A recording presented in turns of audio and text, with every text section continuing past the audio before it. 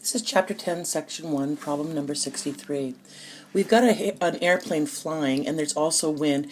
When it says a headwind or a tailwind, it means that the wind is going in the same direction as the object, in this case a plane.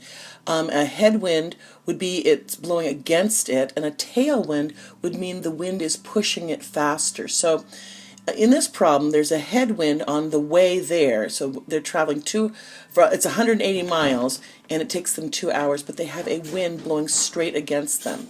On the return trip, they have a tailwind. So they have a tailwind, so it's blowing them faster, so they get to their destination faster in 1 hour and 12 minutes. So first of all, we have to identify the unknowns. And the two unknowns are the plane's speed in still air and the wind's speed, which are what the questions are asking, but we have to recognize in the problem those are the two unknowns. So we give them variables. I gave them x and y. I could have used p and w, but just use x and y because you're used to that in systems. And we have to also realize with that tailwind or headwind that when you have a headwind, it's slowing you down. So you have your original speed you're trying to go, but you're being slowed down by the headwind. So this would be the actual speed when you're going against the wind. And likewise, if you were going with the wind or having a tailwind, you'd have the speed you were trying to fly plus the wind blowing you extra fast. And so that's the actual speed with the wind. So what it would look like to someone on the ground.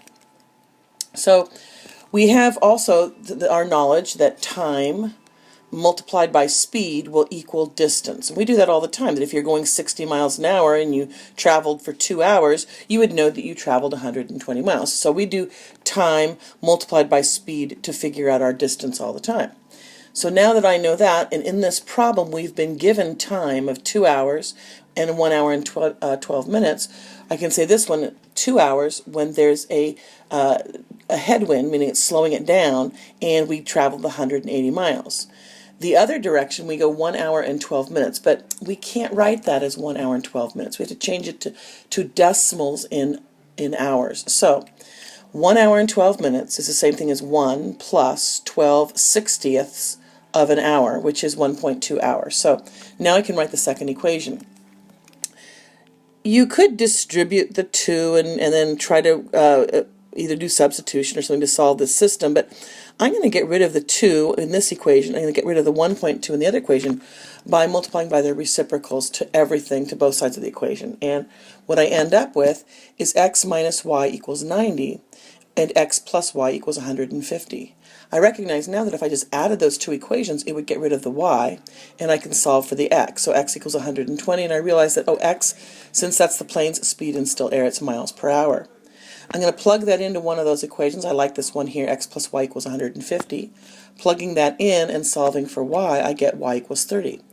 Now, that would be 30 miles per hour, because again, that's wind, that's the wind's speed. But you can't just say x equals 120 and y equals 30, because in this problem there was no x and y. You must make sure you are answering in the form of a sentence, and so the plane's speed in still air is 120 miles per hour, and the wind's speed is 30.